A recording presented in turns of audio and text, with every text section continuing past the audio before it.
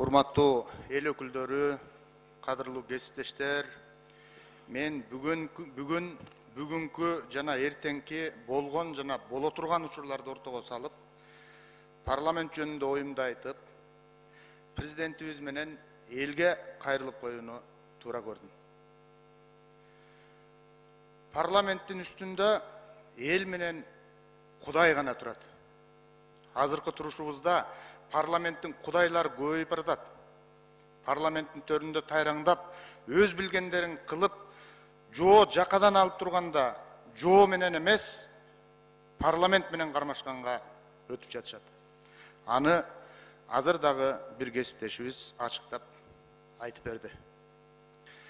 Ансыз деле жал куйругу кыркылган парламентти ого бетер басынтып, жаман көрсөтүү аракетин кылышып, ар кандай сөздөрдү жалдап жаздырганга өтүштү. Урматтуу депутаттар, менин оюмча, эч ким, эч качан, эч кимдин этегине намаз окубашы керек. Биз пендеден эмес, Кудайдан корколу. Элдин ырысы менен келечегинен жана бабаларыбыздын бизге таштаган аманатынан корколу. Ал аманат, ал таберик, ал мурас, чегарасы тарыган, арты туман, асты жар, алсыз эмес, толук кандуу келечеги бар эгемен мамлекетибиз. Урматтуу кыргызстандыктар, кадырлуу калк, силердин турмушуңар менен өлкөнүн тагдырын өз мойнуна алып, жооп бере турган өлкө башчы бар. Силер кароосуз калган калк эмессиңер. Ар бир суроолоруңарга жооп алышыңар керек. Анткени бүт милдетти өз мойнуна алып жооп берет деп президенттик башкарууну тандагансыңар. Демек, кечээки Баткендеги шалаакылыктын, кайдыгерликтин айынан окко учкан кырчындай өмүрлөргө, гүлү көккө сапырылып, каңырыгы түтөгөн калкка, кырчындай өмүрлөргө, карегинен кан, жүрөгүнөн зар өтүп, ботодой боздогон энелердин көз жашына, аталык мээриминен ажыраган бөбөктөргө, бараарга багыты жок башпаа негиздеп, жонуна жүгүн артынып, жолго чыккан жарандарыбыздын тагдырына, чегаранын чечилбеген чырына, мындан аркы бүдөмүк божомолдорго сөзсүз жооп берилиши керек. Урматтуу президент Садыр Нуркожоевич, чындык ачуу болот, чыдагыла. Буга чейинки башкаруу системасынан кландык жана үй бүлөлүк кучакташкан достук менен сатып кеткен кастыктан көңүлү көк таштай калган эл сизге ишенип, сизди бийлик менен элдин ортосунда көпүрө болуп, биздин үндү так туура жеткирсин деп бизди шайлап берген. Демек биз жоопкерчиликтүү бололу. Жашырып жаап, жараны таңып айыктыра албайбыз. Ооруну жашырсаң өлүм ашкере кылат дейт кыргыз. Эл бизди жабык жыйындарды өткөрүп, жабык эшик артында жарманке курсун деп добуш берген эмес. Оюбуз ачык айтылып, үнүбүз түз жетсин деп добуш берген. Ооба, мамлекеттик сырды, купуялуулукту сактаганды билебиз. Азыр да аны ачыктаган жерибиз жок. Бирок кечээки окуяларды кантип жашырабыз?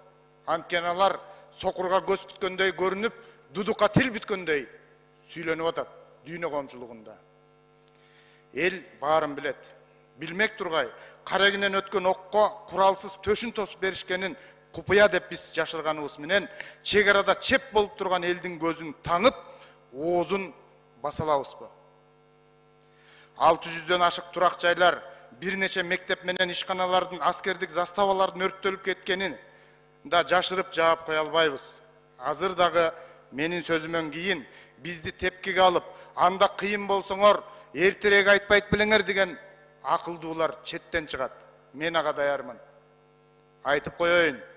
Парламент өз милдетин аткарып, аскердик акыбалыбызды чыңдоо жана алдын алуу үчүн оңой эмес суммадагы акча каражатын бөлдүрүп берген.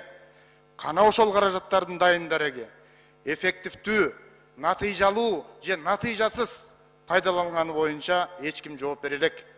Баткен окуясын алдын алуу боюнча 1,5 жыл мурда парламент токтом чыгарып, учурдагы зарылчылыктын баарын камтып, аткарууга жөнөтпөдү беле? Кана ошонун аткарылышы?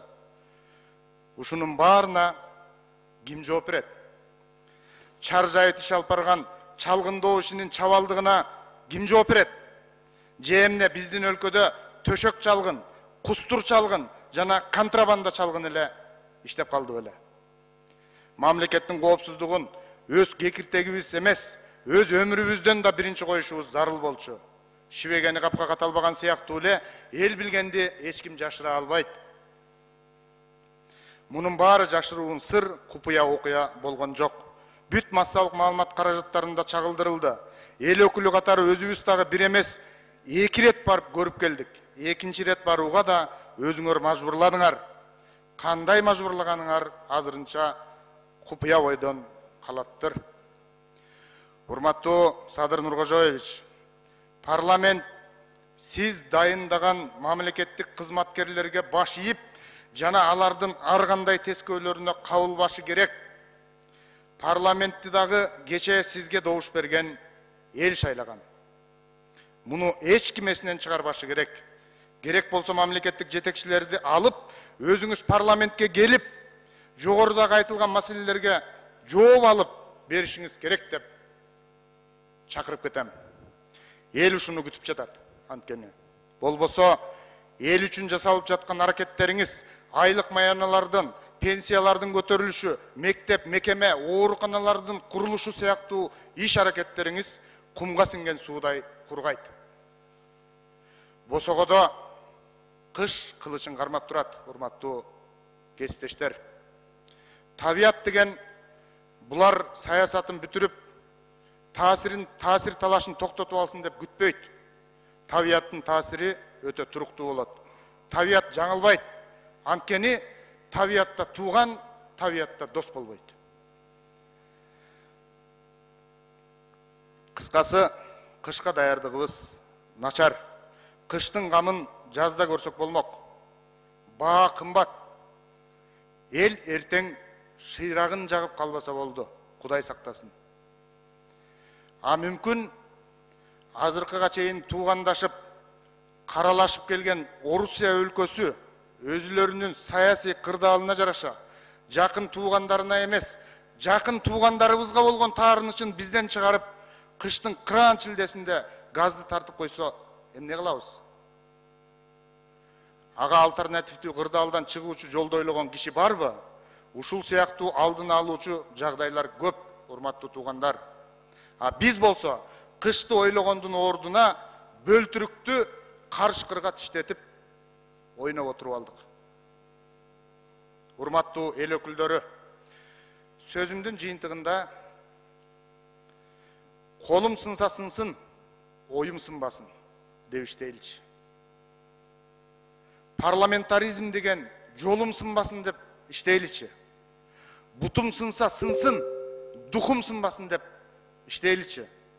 Анткени парламенттин духу бул бүтүн кыргыз элинин духу. Рахмат.